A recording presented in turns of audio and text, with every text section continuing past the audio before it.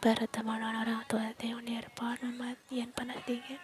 Kim Hyun Woo ayah Taeyong terus menatapnya saat putrinya datang berjalan di sampingnya dengan tangan Taeyong menyentuh rambutnya. Belum lagi Kim Sung Mi, ibu Taeyong, tidak bisa lagi menyembunyikan wajah senangnya. Baru pertama kali ibu Taeyong melihat putranya datang bersama gadis. Kau harus berhasil putraku.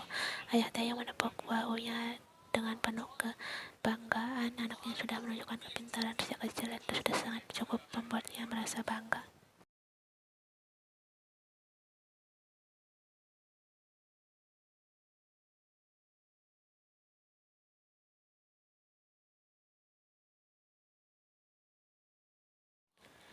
Kim jadi gadis itu yang kau maksud. Ibunya menatap Taeyong dengan tatapan jahil. Ia menaikkan alisnya. Apa maksud dari ibu Taeyong? Dia memutar matanya bosan. Ibu, jangan bahas itu di sini.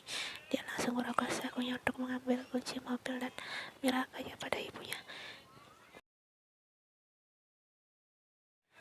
Ibu Taeyong menerima dan memasukkannya ke dalam tas. Kau harus memenangkan olimpiade itu, ucapnya penuh kelembutan lalu memeluk Taeyong dengan erat. Jaga diri istrimu di sana. Taeyong mengangguk, merasa kita harus pergi. Ibu Taeyong tersenyum dan berjalan mendekati suaminya. Jaga kesehatanmu dan cepatlah pulang. Setelah ibu dan ayahnya langsung pergi untuk mengobrol dengan orang tua dan menunjuknya kepedulian. Dan ini saatnya Taeyong pergi. Taeyong berdiri di depan Ian dan bertanya, kertas yang kuberikan, kau masih menyimpannya kan? Ian mengangguk. Dia tidak bisa menahan rasa sakitnya saat ini. Saat tadi Jongkok dan Ian berpamitan, gadis itu menunduk dengan wajah sendu karena sosok kakak yang dimilikinya akan pergi dalam seminggu. Jongkok memeluknya sekali lagi sebelum mengangkat. Jaga dirimu baik-baik.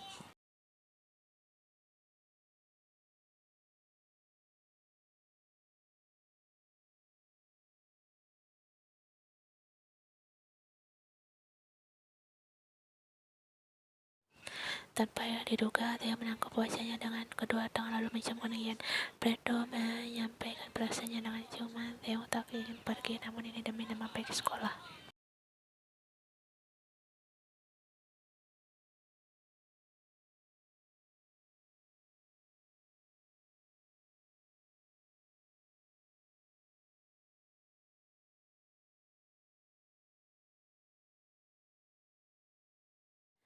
Aku tahu itu, aku juga akan merindukanmu.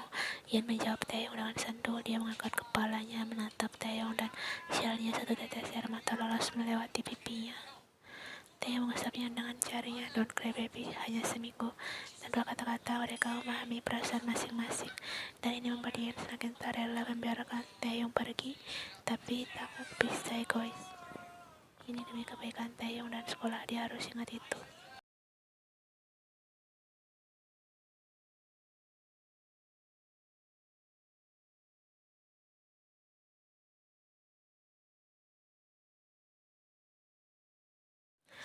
Kim Taeyong sekarang bukan hanya Namjoon yang berteriak memanggilnya, mereka Jongkok dan Yonggi juga. Mereka harus berangkat sebelum lagi dan jika terlambat mereka semua akan mencekik Taeyong bersama-sama.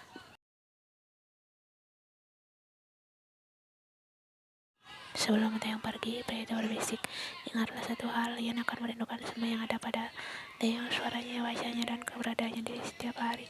Bisikan Predo semakin lembut di telinganya dan Ian merasakan jantungnya bisa berani berdetak. Sekarang juga saat Taeyong membisikkan sebuah kalimat.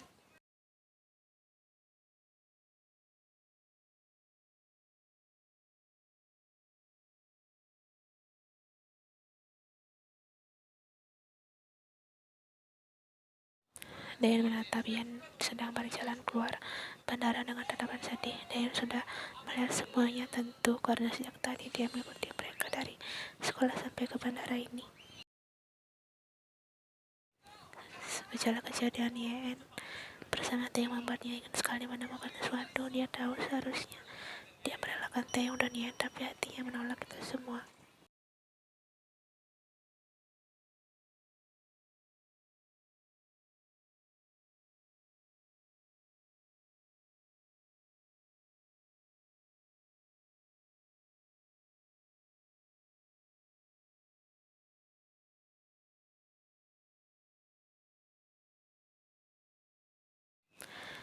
Dan kau yakin tak ingin kami antar? Dayan mendengar dua orang parubaya mampir Yen. Adikku tidak apa-apanya yakin. Oh itu orang tua Taeyong, kau bohong Sunbei, suaramu terdengar menyedihkan sekarang.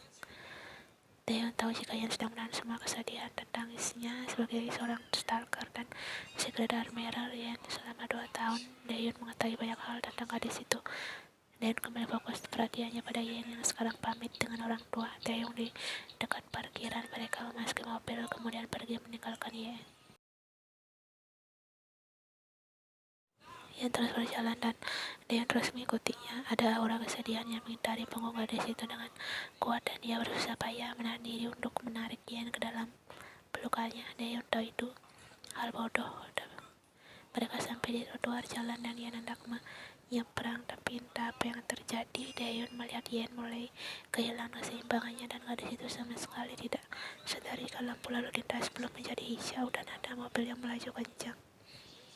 Tidak, aku mohon jangan, Yen Sunbei. Dengan semua pemikiran ini, Daeyeon langsung menghampiri Yen dan melingkarkan tangannya di pinggang gadis itu dan menariknya ke pinggir jalan. Nafas Daeyeon tersengal dan mereka berdua terjatuh.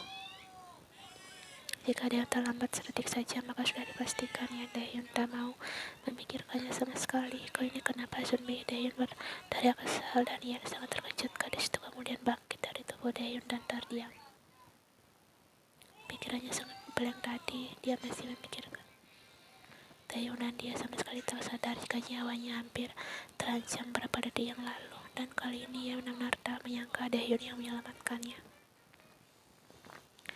Dan sedang apa kau di sini? Daeyeon bangkit dan menjengkang bahu gadis itu kuat dan mengguncangkannya. Kau gila, Sunbei, apa yang kau pikirkan saat menyeberang tadi?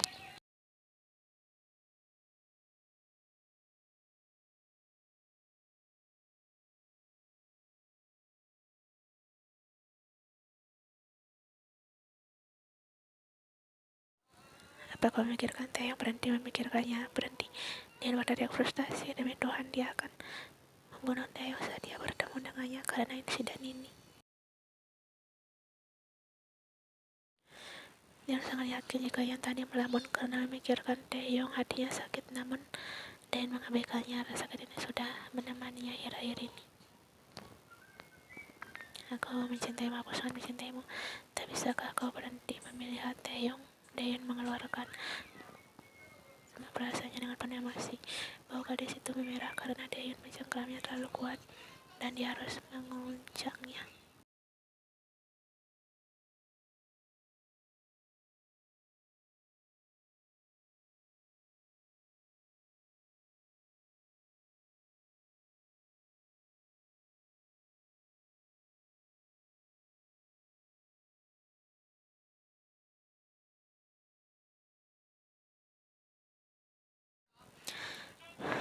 Namun Daeyeon tak peduli dan dia meneruskannya. Kau hampir kehilangan nyawamu karena kau memikirkannya. Jangan di bawah Yen melemah dan dia melihat Daeyeon berlutut di depannya. Emosi pria itu sangat hebat. Bagaimana tidak melihat gadis yang dicintainya hampir tertabrak mobil karena memikirkan pria lain. Sungguh membuat emosinya meledak begitu saja. Emosi dan sakit hati datang bersamaan. Aku mencintaimu, Sunbei. Bisakah kau melihatku? Daeyeon menahan suaranya sebelum meneruskan. Seperti kau melihat Taeyong.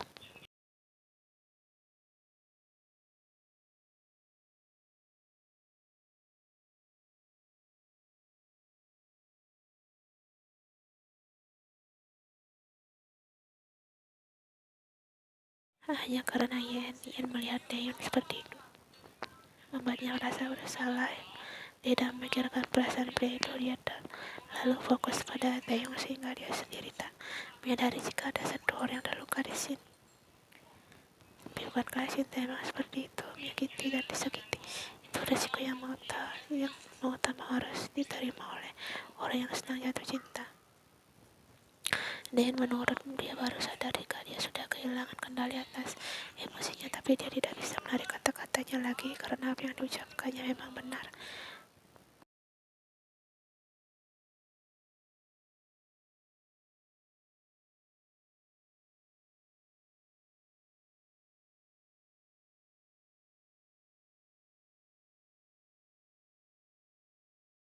Yen terdiam di dada degup jantung yang menggila. Tidak ada euforia dalam hatinya dan itu menjelaskan jika dia tidak mencintai Daehyun, tapi ia punya rasa kasihan dan bersalah. Mungkin Taeyong berhasil menyentuh hatinya, tapi Daehyun ternyata mengisi rasa kasihan dan bersalahnya. Ia menarik nafas panjang dan tersenyum penuh pengertian untuk Daehyun. Pria itu seperti disengat listrik saat melihat kakak kelasnya itu tersenyum manis dan Daehyun menunggu momen ini. Ian berjalan mendekatinya dan berkata, "Aku akan menjelaskannya padamu sekarang dan kita tidak akan bicara di sini."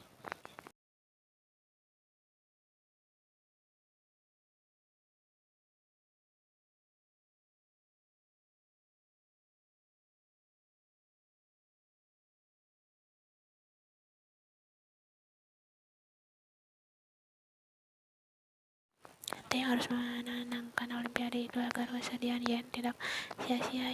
Dia harus memenangkannya. Semua orang di sana tampak sibuk dengan kegiatan masing-masing. Yogi dan Namjoon sedang mengobrol. Jungkook terlihat bersemangat sambil mainkan game. Mencoba tak kelihatan sedih, Taeyong mengeluarkan ponselnya. Wallpaper ponselnya menunjukkan gadis yang sedang duduk termenung di kafeteria. Foto Yen.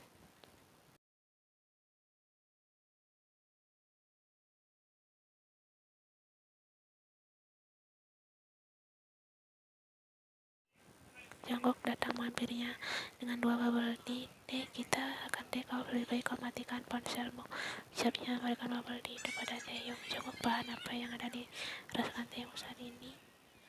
Jangan khawatir, dia akan baik-baik saja. Taeyong beri bubble tea dan tanpa berkata apapun, dia pasti baik-baik saja selagi Taeyong tak macam-macam. 3 hari sudah Kim Taeyong tak menghubunginya. Yen tak mendapatkan kabar apapun lagi dari pria itu dan dia merasa khawatir. Biarpun Yen sudah tahu Taeyong akan memulai olimpiadenya hari ini, tetap saja hatinya tak bisa berbohong jika dia sangat merindukan Taeyong.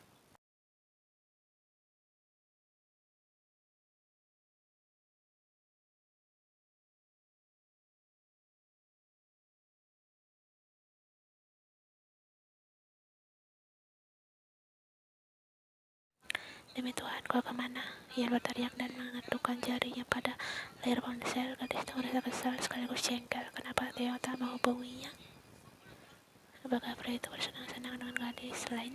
Semua pikiran buruk melayang di otaknya dan membuat Ian semakin kesal.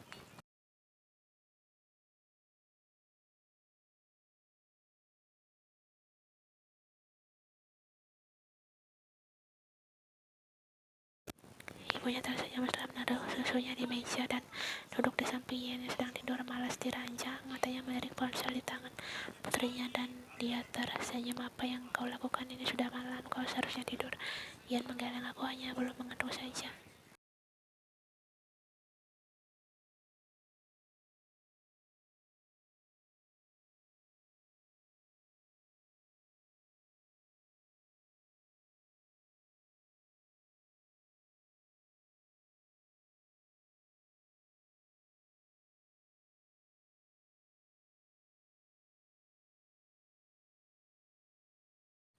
Taeyong akan baik-baik saja sayang, ibunya mencium kepala Ian dengan lembut. Aku sudah sering melihat pria itu di perusahaan membantu ayahnya dan dia pria yang bisa mengatasi masalahnya. Ian membalas pelukan ibunya, dia sudah tak bisa menahan perasaannya lagi. Demi Tuhan, baru 3 hari Taeyong meninggalkannya, tapi rasa sesak di dadanya membuatnya sadar dia membutuhkan Kim Taeyong. Satu tetes air mata jatuh melewati pipinya. Aku merindukan Taeyong, sangat merindukannya. Ian menutup wajahnya untuk menyembunyikan tangisnya. Besok aku perlu diberi sempat. Aku ingin bertemu Taeyong.